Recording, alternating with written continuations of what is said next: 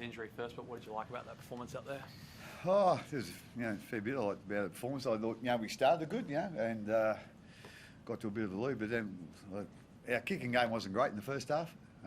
That sort of let us down a little bit, I thought, and it probably wasn't great in the second half either. But we fixed it up a bit, and I thought our chase was sort of made up a little bit for our lack of distance in our kicks and where they were going. So I thought we'd done that well, but I'm just really happy with the way we attacked and we defended the second half. We had a lot of changes with injuries, obviously with Munster going off, and then Xavier went off for a bit, and so I just thought there was a few guys playing out of position there. Like we had Nick playing in the halves with the ball, and then he was defending in the centres. So it was all a bit mixed up. But I just thought they really gelled well, and like I say, we scored 3 or 4 tries there really quickly, and I think that's just a sign of what we can do when we're playing our best footy, and we just got to keep remembering that and just make sure we keep working on things that are important to us.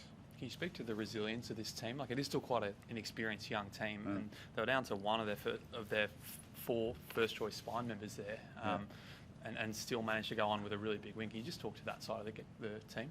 Yeah, well, I think with Papsert and Yuzi, and then Jonah went down. He was probably our first guy in after them, and then with Munn, he's sort of been struggling with that groin injury for a bit, So I just think a lot of the other older guys in the team, in different positions, have really stepped up. I think Christian has really stepped up.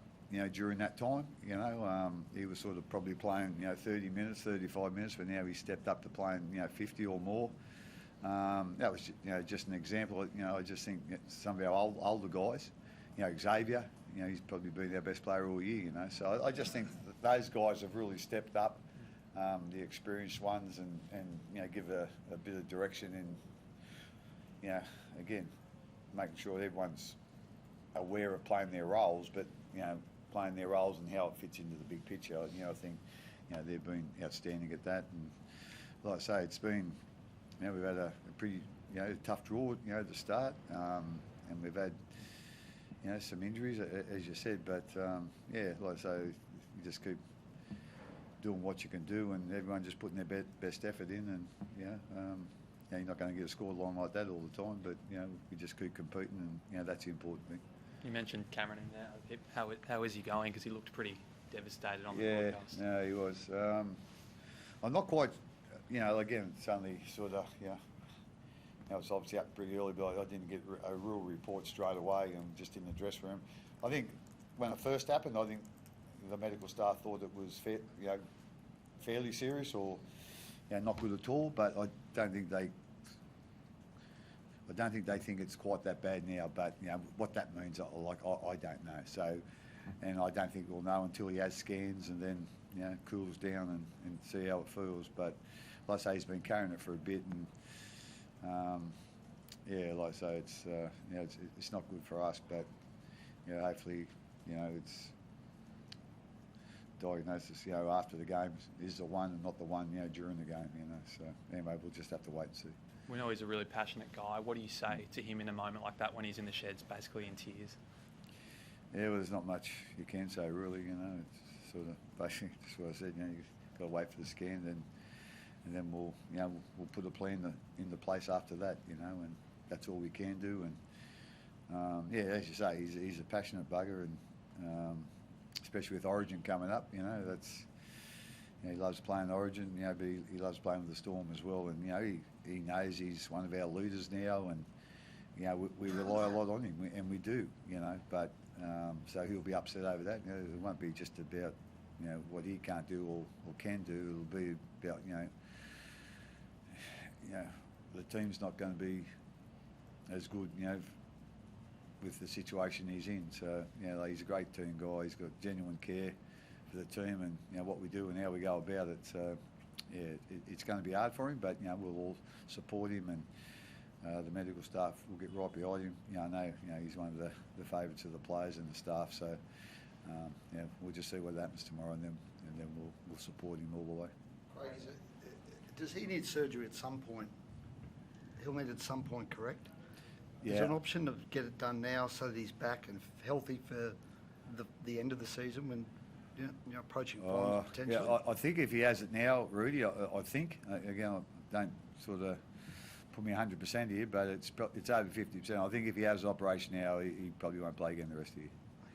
Okay. So In the operation they think he needs. Yeah. Is the alternative just potentially to rest him for a period now? There was some talk that there'd already been maybe an informal discussion about him at least sitting out the opening Origin game.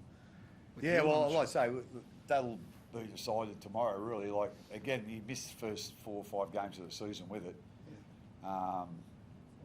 So like I say, we'll have a look at the scan tomorrow, and then there'll be a plan.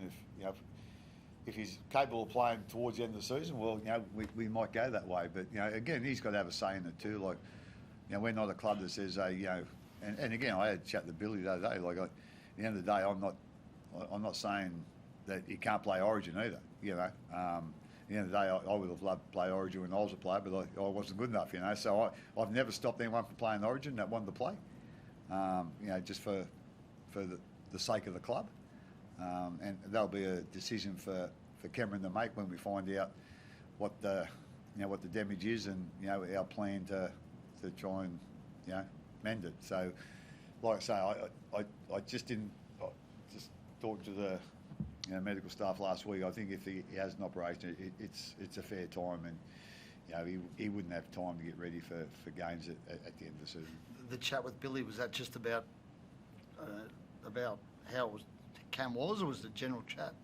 Oh no! Again, Bill's comes in once a week, and it was just a general chat, in the medical room with Munster and Bill and the medical staff. So he understands where it's all at. But obviously, it probably changes a bit today. But I'm not quite sure how much it changes and what direction it changes in. Jerome back? Is Jerome back next week? Will that happen?